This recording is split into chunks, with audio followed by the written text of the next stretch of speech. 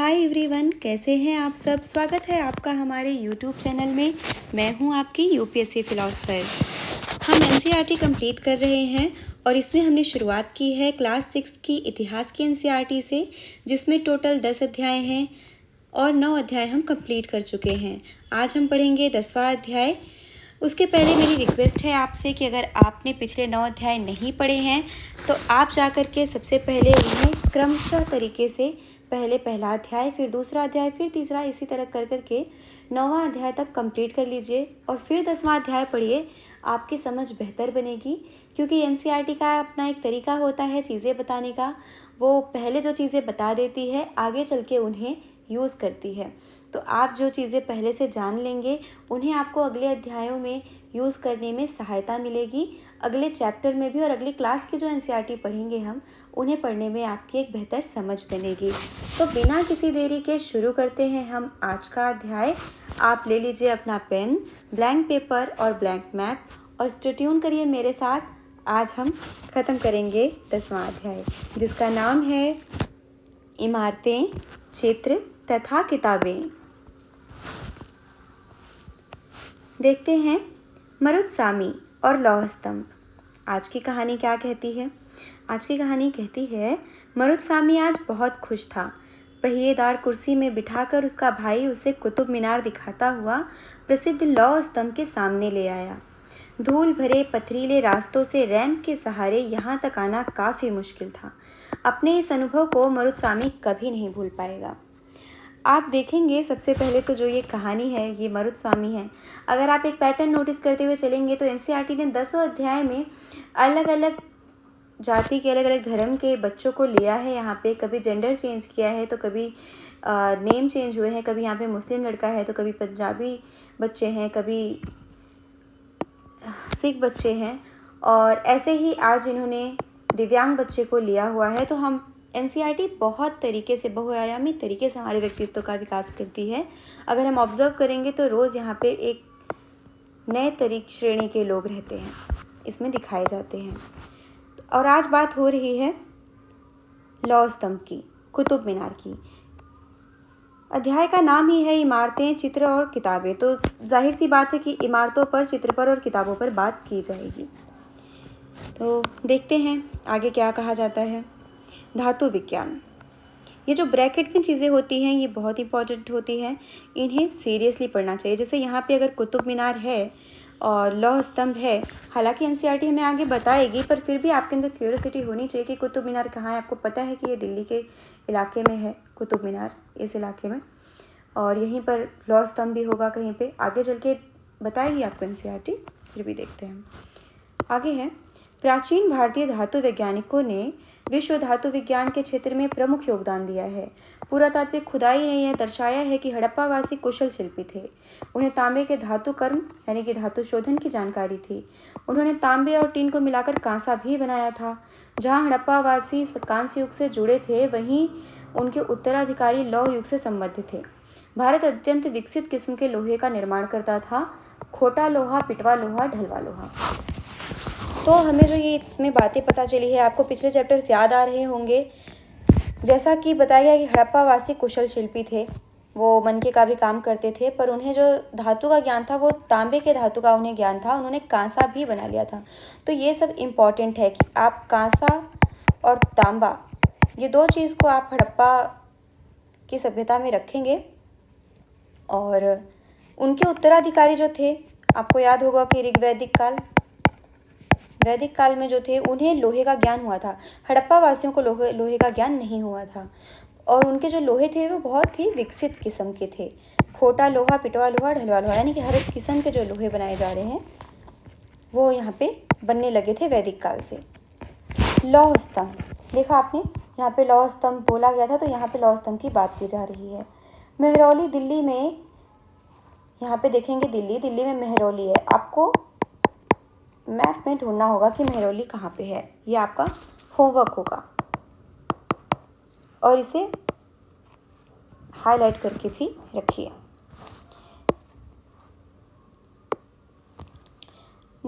मेहरौली दिल्ली में कुतुब मीनार के परिसर में खड़ा यह लौह स्तंभ भारतीय शिल्पकारों की कुशलता का एक अद्भुत उदाहरण है। इसकी ऊंचाई 7.2 मीटर और वज़न 3 टन से भी ज़्यादा है।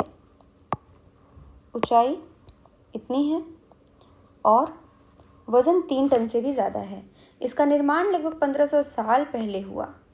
अब 1500 साल पहले का मतलब आप क्या समझ रहे हैं? यानी कि अभी हम 2000 ईस्वी में चल रहे हैं, यानी कि यहाँ से अगर 0 से ईस्वी शुरू होती है तो यहाँ से 500 साल के कुछ टाइम में बना है। 1500 साल पहले 500 ईस्वी में, और 500 ईस्वी में क्या चल रहा था? यहाँ पे महाजनपद चल रहा था। तो यही आपको थोड़ा सा रिलेट करना है। जो संभवतः गुप्त वंश के थे, सॉरी महाजनपद नहीं, यहाँ पे गुप्त वंश चल रहा था और हर्षवर्धन का काल चल रहा था। इसमें चंद्र नाम के एक शासक का जिक्र है जो संभवतः गुप्त वंश के थे। आश्चर्य की बात यह है कि इतनी शताब्दियों के बाद भी इसमें जंग नहीं लगा है।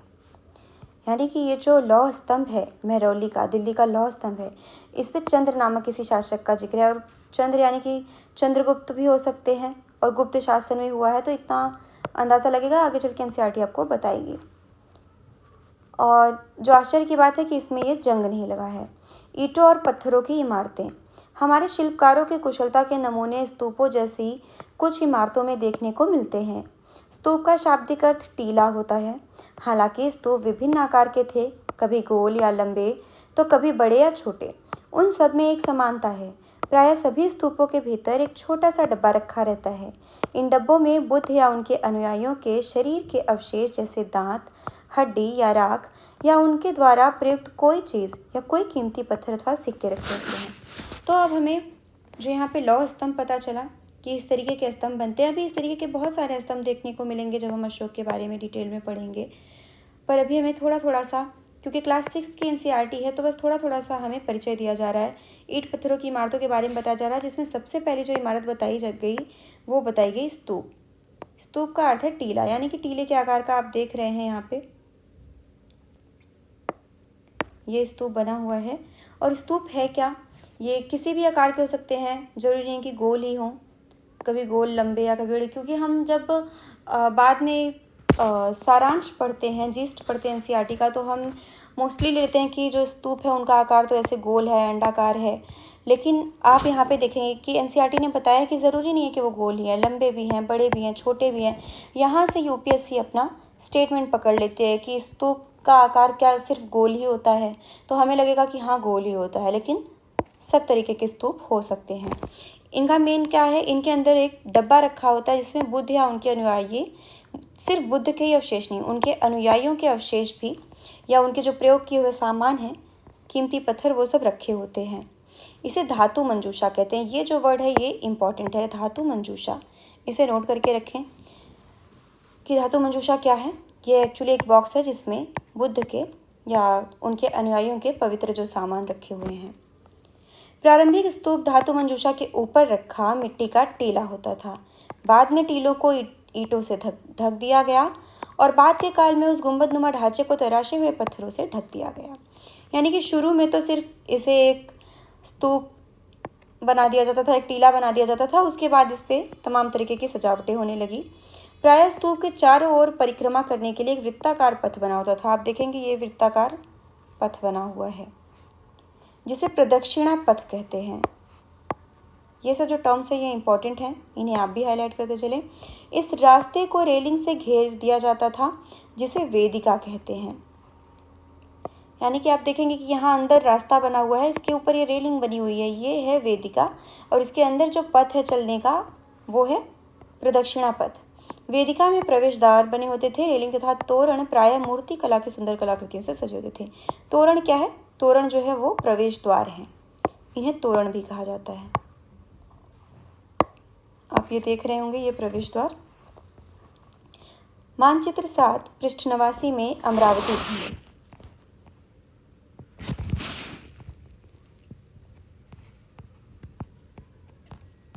देखते हैं, ये है मानचित्र 7, इसमें आप अमरावती देखेंगे। यहाँ पे है अमरावती,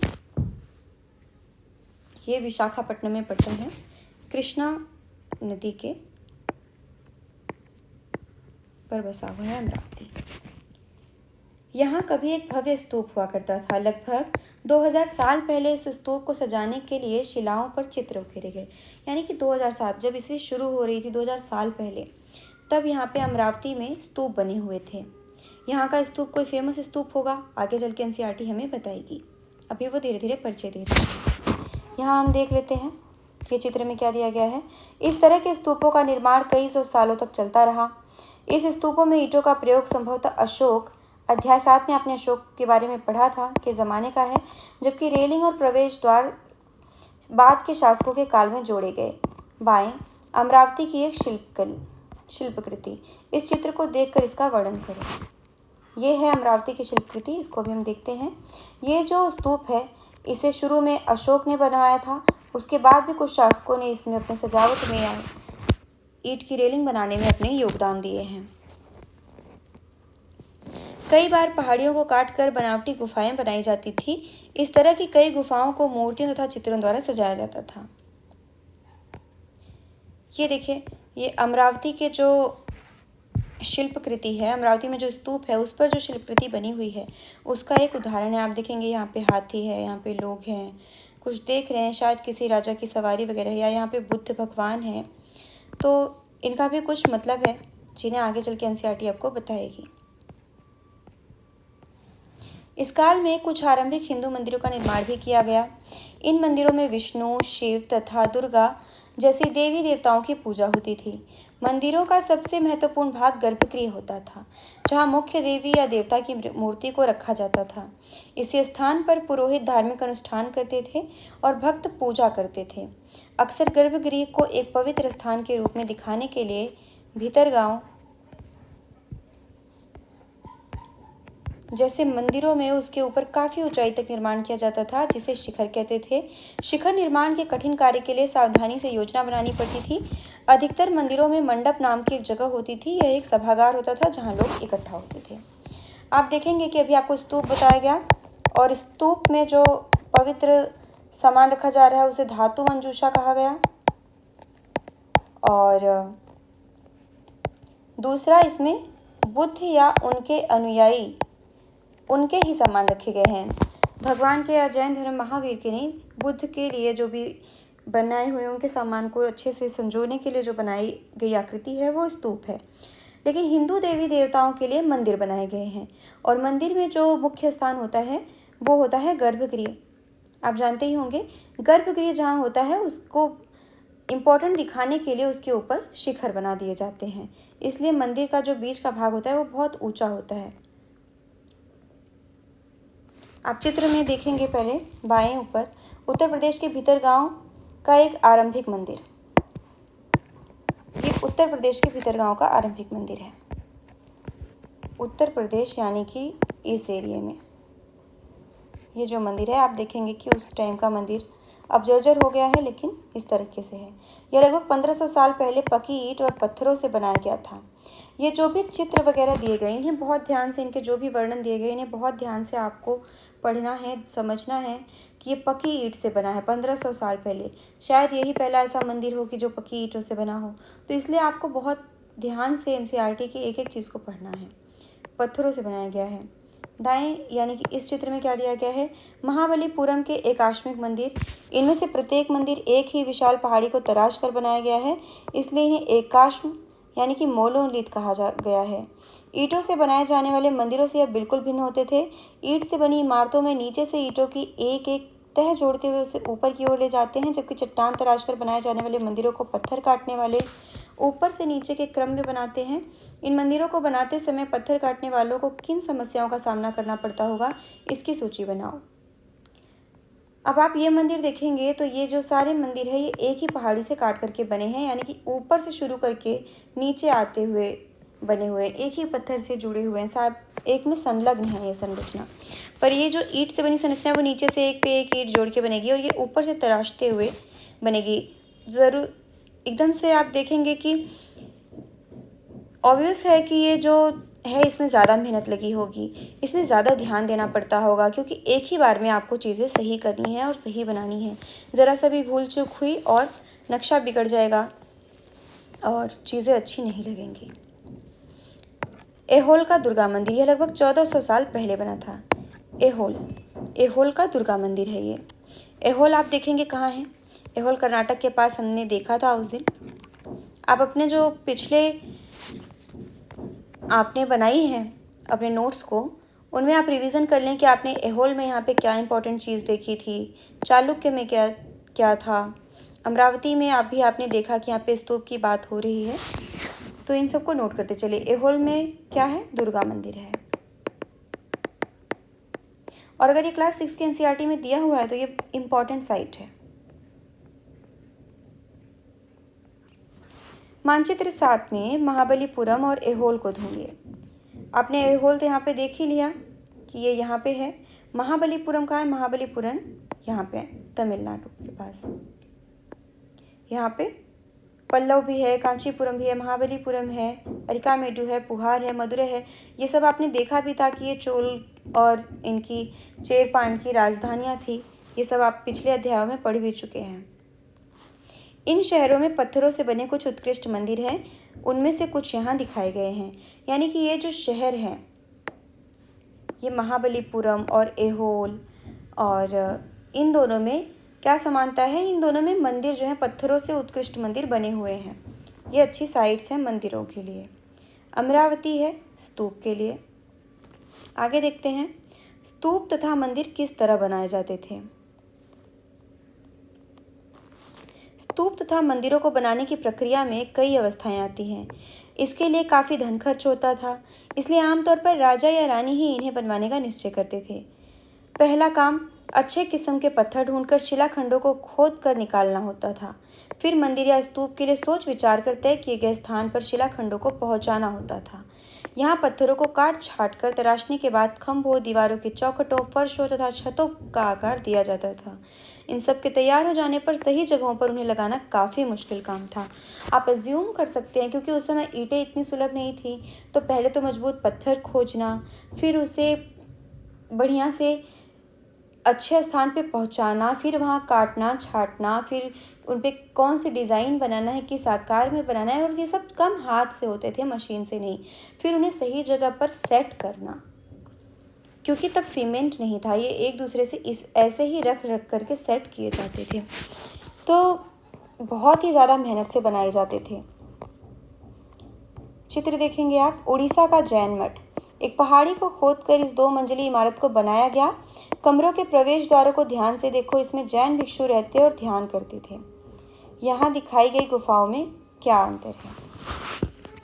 अध्याय 2 में भी आपको गुफा दिखाई गई थी। वो गुफा एकदम ऐसे सिंपल सी थी, जिसपे कुछ थोड़े बहुत चित्र बने थे, और ये गुफा में आप देखेंगे खंभे बने हुए हैं। ये उनसे थोड़ी अच्छी गुफाएं हैं, सबके अलग अलग कमरे बने हुए हैं, तो इनमें थोड़ा सा अपग्रेडेशन हो गया है। आप अध्याय 2 अगर आपको नहीं याद आ रहा है तो आप किताब खोल करके ज़रूर एक बार अध्याय 2 की गुफाओं को देख लें।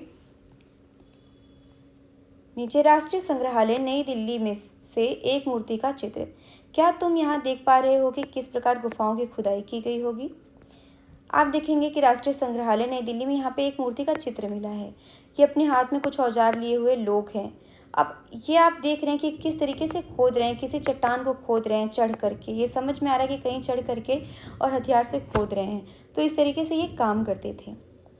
इस तरह के शानदार ढांचों का निर्माण करने वाले शिल्पकारों को सारा खर्च संभवतः राजा रानी ही देते थे, क्योंकि राजा रानी के पास ही ज़्यादा पैसा होता था, वो ही ऐसा डिसीजन ले सकते थे।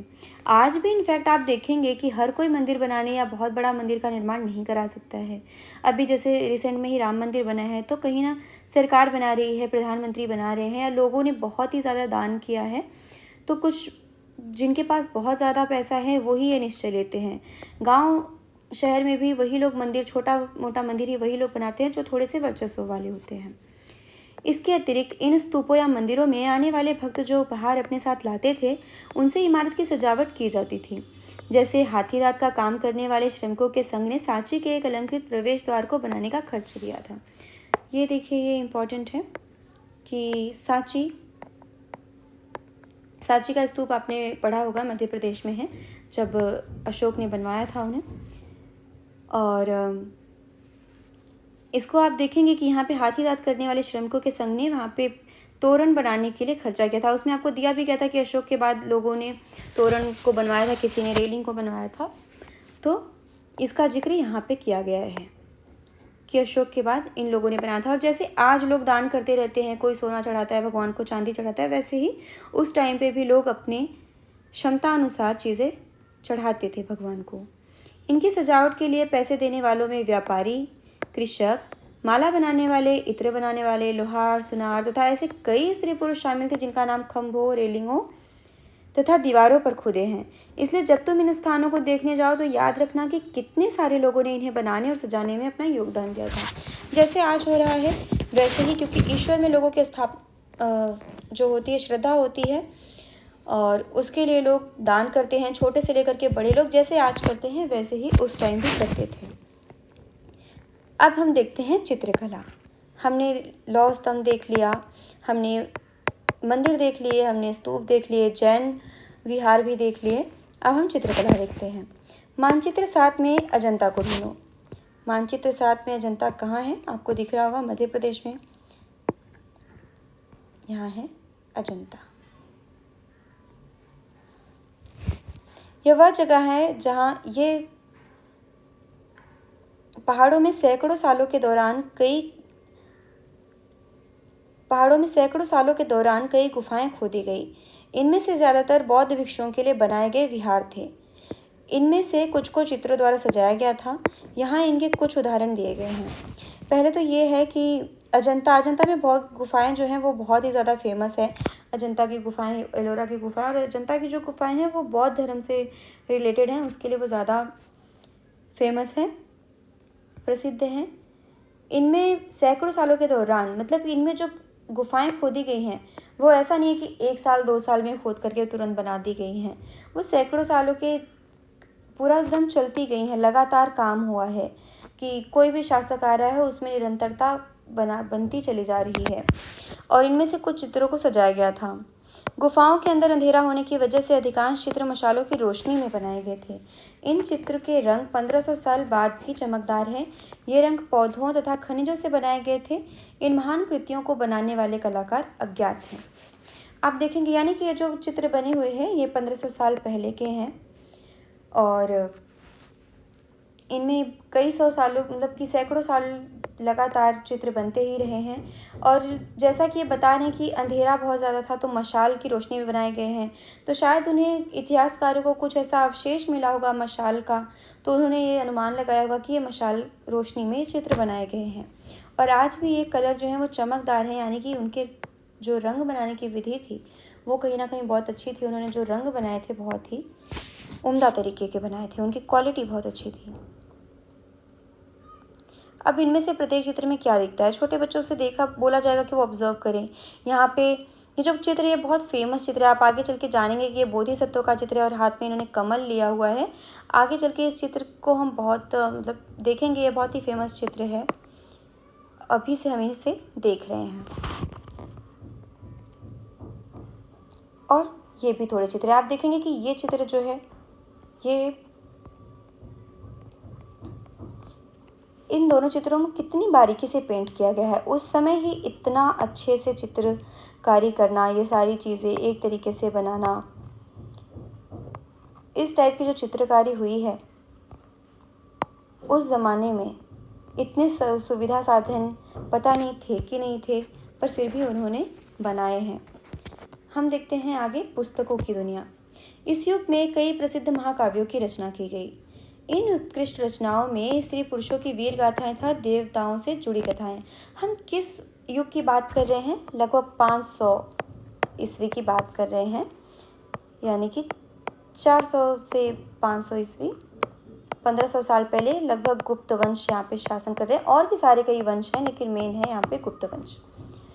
और स्त्री पुरुषों की वीर गाथाएं तथा देवताओं से जुड़ी कथाएं हैं। करीब 1800 साल पहले एक प्रसिद्ध तमिल महाकाव्य सिलप्पदिकारम की रचना इलांगो नामक कवि ने की। आप आगे चल के आपको पता चलेगा कि बहुत ही प्रसिद्ध महाकाव्य है तमिल का, जिसका जिक्र अभी हो रहा है। इनमें कोवलन नाम के एक व्यापारी की कहानी है। वह पुहार में रहता था। अपनी पत्नी कन्नगी की उपेक्षा कर वह एक नर्तकी माधुरी से प्रेम करने लगा। बाद में वह और कन्नगी पुहार छोड़कर मदुरै चले गए। वहाँ पांड्य राजा के दरबारी जौहरी ने कोवलन पर चोरी का झूठा आरोप लगाया, जिस पर राजा ने उसे प्राणदंड दे दिया। कन्नगी, जो अभी भी उससे प्रेम करती थी, इस अन्याय के कारण दुख और रोष से भर गई। उसने मदुरै शहर का विनाश कर डाला। तो ये एक फेमस कहानी है। हो सके तो आज इसके बारे में गूगल करिएगा, ये होमवर्क है। हालांकि आगे चल के आपको इसके बारे में और भी जानने को मिलेगा जब हम कला और संस्कृति पढ़ेंगे, जब हम कल्चर की बुक को पढ़ेंगे, तब हम इसे और अच्छे से जानेंगे। अभी हमें फिलहाल ये जानना है कि सिलप्पाधिकारम इलांगो कवि ने लिखा हुआ है। ये तमिल महाकाव्य है जो 1800 साल पहले लिखा गया। सिलप्पाधिकारम से लिया गया एक वर्णन। यहाँ कवि ने कन्नगी के दुख का इस तरह वर्णन किया है। ओ मेरा दुख तो देखो, तुम मुझे सांत्वना तक नहीं दे सकते। क्या यह सही है कि विशुद्ध सोने से भी सुंदर तुम्हारा शरीर बिना धुला धूल से सना यूं ही पड़ा है? यह कहाँ का न्याय है कि गोधूली की स्वर्णिम आभा में फूल माला से ढके सुंदर वक्ष स्थल वाले तुम जमीन पर गिरे पड़े हो? मैं अकेली असहाय और हताश होकर खड़ी हूँ। क्या ईश्वर नहीं है? क्या इस देश में ईश्वर नहीं है? पर क्या उस स्थान पर ईश्वर रह सकते हैं जहाँ के राजा की तलवार निर्दोष नवागंतुक के प्राण ले लेती है? क्या ईश्वर नहीं है? नहीं है। इसे आप बार बार भी पढ़ सकते हैं, देख सकते हैं कि वो लोग भी किस तरीके से रचना कर रहे हैं, उस समय भी संवाद किस तरीके से हो रहे हैं। इससे ये अनुमान लगा रहे हैं कि ये भी इसी तरीके से जैसे हम भावनाओं में होते हैं और बात करते हैं, उसी तरीके से तभी भी चीज़ें चलती थी। एक और तमिल महाकाव्य मणिमेखलई को करीब 1400 साल पहले सत्यनार द्वारा लिखा गया। दूसरा जो एक नाम आया है मणिमेखलई, जिसे सत्यनार ने लिखा है। पहला था सिलप्पाधिकारम, जिसे इलांगो ने लिखा था। आप इन सबको नोट करते चले, ये 1400 साल पहले लिखा गया है। इसमें कोवलन तथा माधवी की बेटी की कहानी है। आप देखेंगे कि कोवलन की पत्नी तो कन्नगी थी, पर वह माधवी से प्रेम करता था। यहाँ पे इनकी बेटी की कहानी जो है,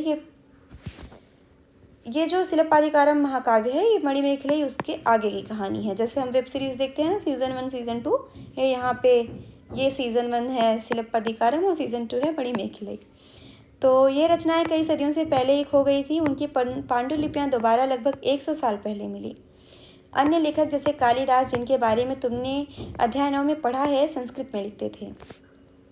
अगर आपको अध्याय 9 नहीं याद आ रहा है तो आप जाकर के रिवीजन कर सकते हैं। पुरानी कहानियों का संकलन तथा संरक्षण। हिंदू धर्म से जुड़ी कई कहानियाँ जो बहुत पहले से प्रचलित थी, इसी काल में लिखी गई। इनमें पुराण भी शामिल हैं। पुराण का शाब्दिक अर्थ है प्राचीन।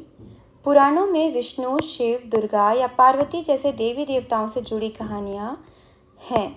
इनमें इन देवी देवताओं की पूजा की विधियाँ दी गई हैं। इसके अतिरिक्त इनमें संसार की सृष्टि तथा राजाओं के बारे में भी कहानियाँ हैं। आपने सुना होगा पुराण, विष्णु पुराण, गरुड़ पुराण, और 18 पुराण हैं पूरे, आपको आगे पता चलेगा धीरे धीरे। और पुराण का आप शाब्दिक अर्थ समझेंगे कि पुराण मतलब क्या, पुराना यानी कि प्राचीन। और इनमें जो कहानियाँ हैं, लगभग इनमें पूजा की विधियाँ दी गई हैं, और राजा राजाओं की भी कहानियाँ हैं, सृष्टि की कहानियाँ हैं। यहाँ पर देख लेते हैं कि बॉक्स में क्या दिया गया है। मेघदूत का एक श्लोक दिया गया है। यहाँ उनकी सबसे प्रसिद्ध रचना मेघदूत, यानी मेघदूत किसने लिखा है? कालिदास ने, आप सबको पता ही होगा। एक अंश दिया गया है। यहाँ एक विरही प्रेमी बरसात के बादल को अपना संदेशवाहक बनाने की कल्पना करता है। देखो इसमें किस तरह कवि ने बादलों को उत्तर की ओर ले जाती ठंडी हवा का वर्णन किया है। तुम्हारे बौछारों से मुलायम हो उठी मिट्टी की भीनी खुशबू से भरे हाथियों की सांस में बसी जंगली कूलर को पकाने वाली शीतल बयार तुम्हारे साथ धीरे धीरे बहेगी। क्या तुम्हें लगता है कालिदास को प्रकृति प्रेमी कहा जा सकता है? ऑफ कोर्स कहा जा सकता है कि इतना अच्छे से उन्होंने प्रकृति को अपने लिए यूज़ कर लिया है अपनी रचना में, बादल को, हवाओं को। हालांकि कालिदास, आपने यहाँ पे देखा कि वो संस्कृत कवि थे। यहाँ पर बताया गया ना कि कालिदास संस्कृत में लिखते थे, अध्याय 9 में भी बताया गया है। पर यहाँ आपको अनुवाद करके दिया गया है। सिलप्पाधिकारम का भी जो अंश दिया गया है वो आपको अनुवाद करके दिया गया है कि आप जाने कि उनकी बातें कहा गई है, जबकि ओरिजिनल जो कहानी है वो तो संस्कृत में लिखी गई है। आगे पढ़ते हैं पुराणों के बारे में। अधिकतर पुराण सरल संस्कृत श्लोक में लिखे गए हैं, जिससे सब उन्हें सुन और समझ सकें। पुराणों का पाठ पुजारी मंदिरों में किया करते थे, जिसे लोग सुनने आते थे। लोग कहाँ सुनने आते थे? मंदिरों में। मंदिरों में मंडप बने होते थे, आपने ऊपर पढ़ा, मंडप सभागार होता था, लोग वहाँ पे जुटते थे, पढ़ने आते थे। तो पुराण लिखे गए हैं वो सरल संस्कृत में लिखे गए हैं। सरल संस्कृत और कठिन संस्कृत आप आगे चल के समझेंगे। जो वैदिक संस्कृत है उसे कठिन संस्कृत कहा जाता है, जिसमें वेद लिखे गए हैं, वो सब नहीं पढ़ पाते थे। और यहाँ पे भी देखेंगे कि पुराणों का पाठ, जो सरल संस्कृत भी है उनका भी पाठ पुजारी कर रहे हैं और बाकी लोग सुनने आते थे। 2 संस्कृत महाकाव्य महाभारत और रामायण, इन्हें तो आप सब जानते हैं, लंबे अरसे से लोकप्रिय रहे हैं। तुमने से भी कुछ बच्चे इन कहानियों से परिचित होंगे। महाभारत कौरवों और पांडवों के बीच युद्ध की कहानी है। इस युद्ध का उद्देश्य पुरुवंश की राजधानी हस्तिनापुर की गद्दी प्राप्त करना था। पुरुवंश की कहानी हस्तिनापुर। आपको हस्तिनापुर देखना पड़ेगा। हमने जो पहले जनपद के जो मैप देखे थे उनमें हस्तिनापुर भी हमने देखा था।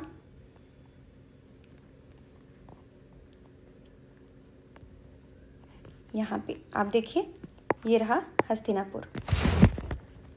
तो आप जो अपना मैप रखे रहेंगे, एनसीईआरटी जितने भी मैप देती है, जितने भी चित्र देती है, वो बहुत इंपॉर्टेंट है। उसके सारे मैप को एटलीस्ट ब्लैंक मैप ले लीजिए और वहाँ पे लोकेट कर लीजिए। ये बहुत ही इंपॉर्टेंट है, यूपीएससी इनसे सीधे सवाल करती है। तो ये है हस्तिनापुर।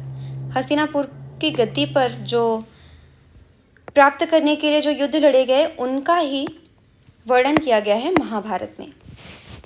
यह कहानी तो बहुत ही पुरानी है, पर आज इसे हम जिस रूप में जानते हैं वह करीब 1500 साल पहले लिखी गई। यानी कि जो लड़ाइयाँ हुई है वो तो बहुत पहले हुई है। यह जो हस्तिनापुर की गद्दी की पुरुवंश की कहानी थी, कौरव और पांडवों के बीच की जो लड़ाई थी हुई तो बहुत पहले थी, लेकिन लिखी गई 1500 साल पहले, यानी कि लगभग गुप्त काल में। माना जाता है कि पुराणों और महाभारत दोनों को ही व्यास नाम के ऋषि ने संकलित किया था। महाभारत में भगवत गीता भी है। भगवत गीता तो आप सब जानते होंगे, महाभारत का अंश है भगवत गीता, और जिसे लिखा है व्यास ने। व्यास ने ही पुराणों को भी लिखा है। आगे देखते हैं। रामायण की कथा कौशल के राजकुमार राम के बारे में है। कौशल कहाँ है? इस मैप में ही देखेंगे तो यहाँ पे आपको मिल जाएगा कौशल। ये रहा, यहाँ के राजा हैं राम। अभी राम मंदिर बना है तो आपको तो पता ही होगा। राम जी, उनके पिता ने उन्हें वनवास दे दिया था। वन में उनकी पत्नी सीता का लंका के राजा रावण ने अपहरण कर लिया था। सीता को वापस पाने के लिए राम को लड़ाई लड़नी पड़ी। वे विजयी होकर कौशल की राजधानी अयोध्या लौटे। महाभारत की तरह ही रामायण भी एक प्राचीन कहानी है जिसे बाद में लिखित रूप दिया गया। संस्कृत रामायण के लेखक वाल्मीकि माने जाते हैं। तो यहाँ पे देखेंगे, चूँकि यहाँ पे क्लास 6 की एनसीईआरटी पढ़ रहे हैं हम, तो इसलिए बच्चों को समझाने के लिए कहानी के रूप में ही चीज़ें बताई जा रही हैं। तो यहाँ पर देखा है कि रामायण की भी जो घटना है वो बहुत पहले घट चुकी है, बस लिखी बाद में गई है। वो भी लगभग उसी काल में लिखी गई है, 1400-1500 साल पहले।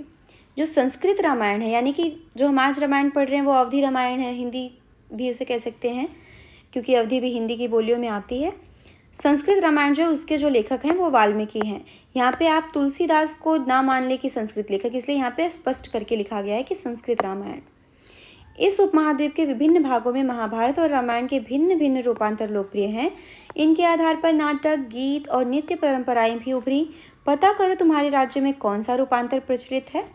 आप देखेंगे इसे, हमारे यहाँ क्या है, हमारे यहाँ नवरात्र होते हैं, नवरात्र में रामलीला कराई जाती है। तो ये नाटक किया जाता है रंगमंच पे, जिसे रामलीला कहते हैं, भरत मिलाप कहते हैं। आपके यहाँ पे भी कुछ ना कुछ होता होगा, कमेंट में ज़रूर बताइएगा।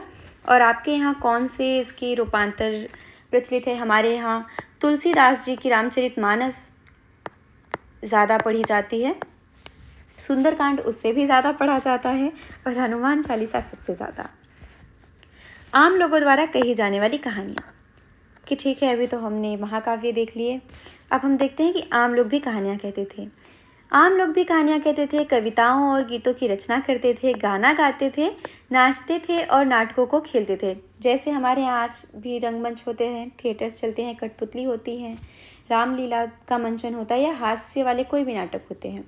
इनमें से कुछ तो इस समय के आसपास जातक और पंचतंत्र की कहानियों के रूप में लिखकर सुरक्षित कर लिए गए। जातक कथाएं तो अक्सर स्तूपों की रेलिंगों तथा अजंता के चित्रों में दर्शाई जाती थी। इनमें से एक कहानी अगले पृष्ठ पर दी गई है। स्तूपों की रेलिंग और अजंता के चित्रों में दर्शाई गई। अजंता में किसके चित्र बने हैं? बुद्ध के। स्तूप में किसके सामान रखे गए हैं? बुद्ध या उनके अनुयायियों के। तो जातक कथाएं भी किससे रिलेटेड होंगी? बुद्ध के जीवन से। पंचतंत्र की कहानी तो आप जानते ही हैं, विष्णु शर्मा की लिखी हुई, सबने ही पढ़ी होगी बचपन में। देखते हैं आज क्या कहानी दी गई है जातक कथा में से। एक समय बंदरों का एक महान राजा हुआ। वह हिमालय पर गंगा किनारे अपने 80,000 अनुयायियों के साथ रहता था। यानी कि बंदरों की इतनी बड़ी संख्या हिमालय पर। इन सारे बंदरों को एक खास आम के पेड़ के फल बहुत प्रिय थे। ये आम बड़े मीठे होते थे। इतने स्वादिष्ट आम धरातल पर नहीं उगते थे। एक दिन एक पका हुआ आम गंगा नदी में गिरकर बहते बहते वाराणसी पहुंच गया।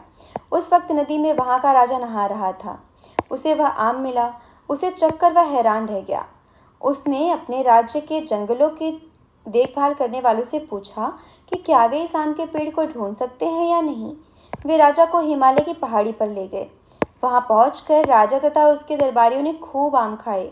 रात में राजा ने देखा कि बंदर भी पके आमों का मजा ले रहे हैं। राजा को यह बात बुरी लगी और उसने उन्हें मार डालने का फैसला किया। बंदरों के राजा ने अपनी प्रजा को बचाने की एक योजना बनाई। उसने आम के पेड़ की टहनियों को तोड़कर उन्हें आपस में बांधकर नदी पर एक पुल बनाया। इसके एक छोर को वह तब तक पकड़े रहा जब तक उसकी सारी प्रजा ने नदी को पार न कर लिया, पर इस प्रयास से वह इतना थक गया कि मरणासन्न होकर गिर पड़ा। राजा ने जब यह सब देखा तो उसने बंदर राजा को बचाने की काफ़ी कोशिश की, पर वह सफल न हुआ। बंदर राजा की मृत्यु पर उसे शोक हुआ और राजा ने उसे पूरा सम्मान दिया। मध्य भारत में भरहुत के एक स्तूप से मिले एक पत्थर पर उकेरे गए इस चित्र में इसे दिखाया गया है। क्या तुम बता सकते हो इस कहानी का कौन सा हिस्सा दिखाया गया है? अब आप बताइए यहाँ पे कहानियों में क्या चल रहा है कि बंदर जो हैं वो पेड़ की टहनियों से पार करते हुए दिखाई दे रहे हैं और यहाँ पे राजा के जो सैनिक हैं वो खड़े हुए हैं और वो आम तोड़ने की कोशिश कर रहे हैं और यहाँ पे यह कोशिश हो रही है टहनियों से पार करने की।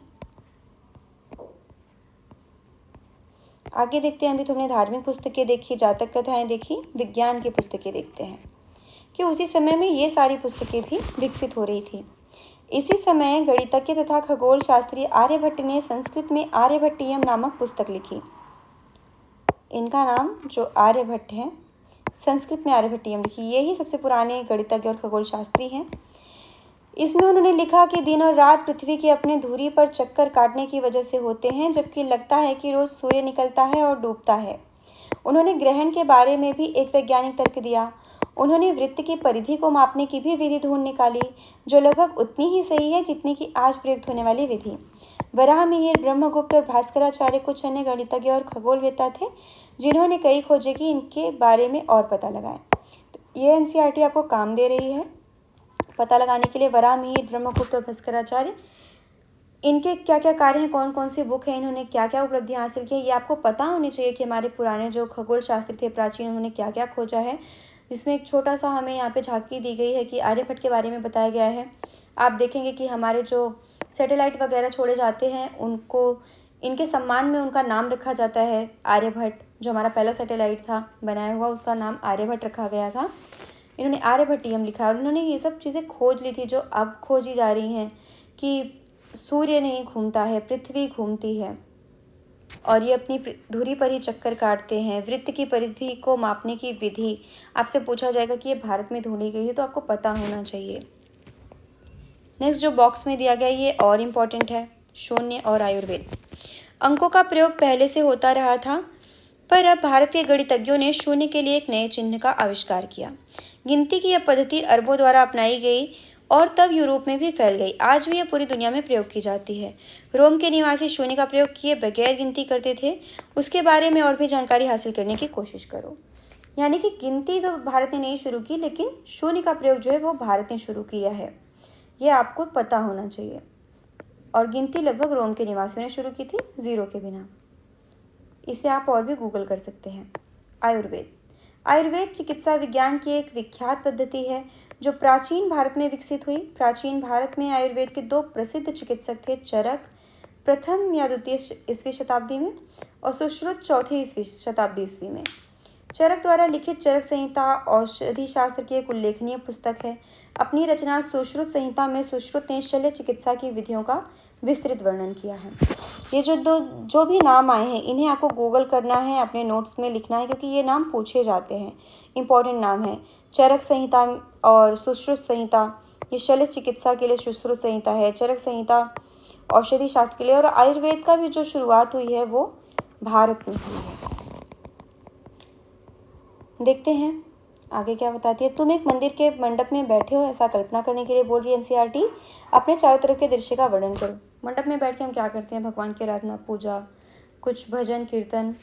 उपयोगी शब्द आज के थे। स्तूप आपने देख लिया, मंदिर देख लिया, चित्रकला देखा, महाकाव्य देखा। महाकाव्य में क्या होता है? थोड़ी बड़ी कहानियाँ कही जाती हैं, युद्ध वगैरह बहुत ही डिटेल में वर्णन होता है। कहानी देखी, पुराण देखा, गणित, विज्ञान। सुमेलित करिए। स्तूप, स्तूप क्या है? ये हैं टीले। शिखर किस काम में आता है? देवी देवता की मूर्ति स्थापित करने की जगह क्या है? वो तो गर्भगृह है। स्तूप के चारों तरफ वृत्ताकार पथ क्या है? वो प्रदक्षिणा पथ है। मंदिर में लोगों के इकट्ठा होने की जगह क्या है? वो है मंडप। गर्भगृह के ऊपर लंबाई में निर्माण क्या है? वो है शिखर। खाली जगह भरने हैं। एक बड़े गणितज्ञ थे। गणितज्ञ कौन था? आर्यभट्ट। बाकी लोग भी गणितज्ञ थे, लेकिन बड़े दिया गया है तो आर्यभट्ट। गणितज्ञ तो बाणभट्ट भी थे और वराहमिहिर भी थे। देवी देवताओं की कहानियाँ मिलती है पुराणों में। को संस्कृत रामायण का लेखक माना जाता है। किसे संस्कृत रामायण का लेखक माना जाता है? वाल्मीकि। तमिल महाकाव्य कौन कौन से थे? सिलप्पाधिकारम और मणिमेखले। अगर आपको नहीं याद आता है तो आप ऊपर से रिवीजन करके वापस से देख सकते हैं। जब तक आपको याद ना हो जाए चीज़ें, बार बार पढ़ते रहिए। बाकी ये सब चर्चा करने की चीज़ें हैं जिन्हें आप खुद से पढ़ के चर्चा करके देख सकते हैं, जो आपको ना समझ में आए। जैसे कि जिन राजाओं के बारे में तुमने अध्याय 5 और 9 में पढ़ा है, उनसे यह बंद राजा कैसे भिन्न नया सामान था, तो अध्याय 5 में आपको जाकर के फिर से राजा को देखना पड़ेगा कि किसको किसको आपने पढ़ा।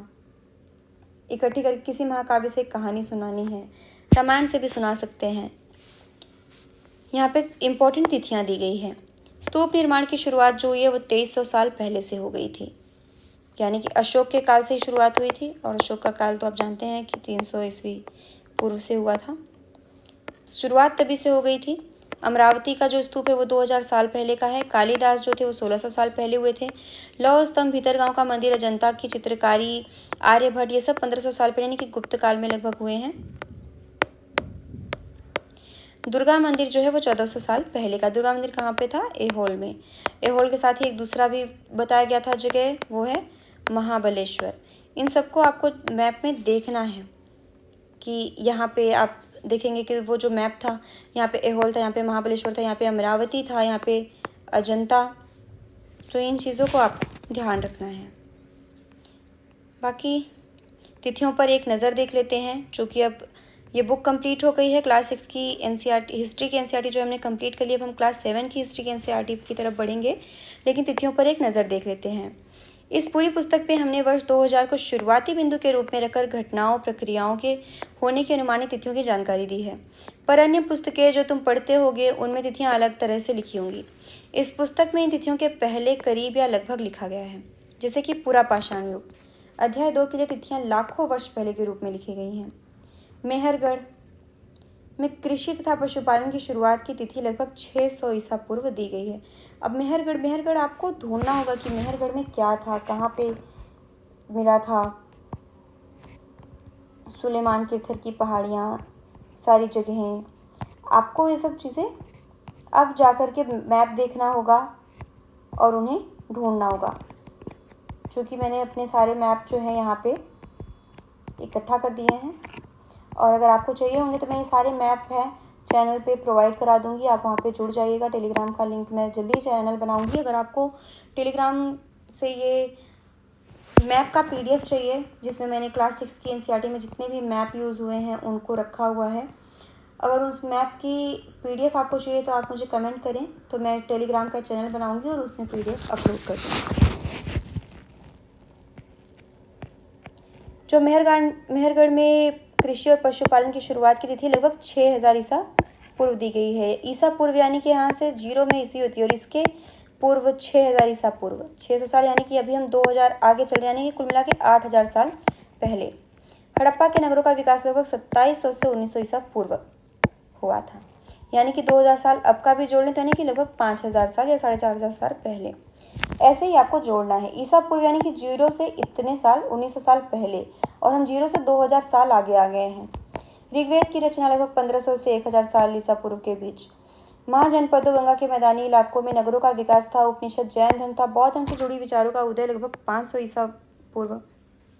पश्चिमोत्तर में सिकंदर का आक्रमण 327 से 325 ईसा पूर्व। चंद्रगुप्त मौर्य का राजा बनना 321 ईसा पूर्व। अशोक का शासनकाल लगभग 231 ईसा पूर्व के बीच में है, 272 से 231 ईसा पूर्व। संगम साहित्य की रचना कब हुई है? 300 ईसा पूर्व से 300 ईस्वी, यानी कि हमें 1800 साल पहले बोला गया ना कि शिलप्पाधिकारम लिखा गया है। इसके पहले भी 300 ईसा पूर्व में भी संगम रचनाएं लिखी गई हैं, वहाँ पे कुछ काव्य लिखे गए हैं। कनिष्क का शासन लगभग 78 से 100 ईस्वी, अब यहाँ से शुरुआत हो गई है, ईस्वी शुरू हो गई है।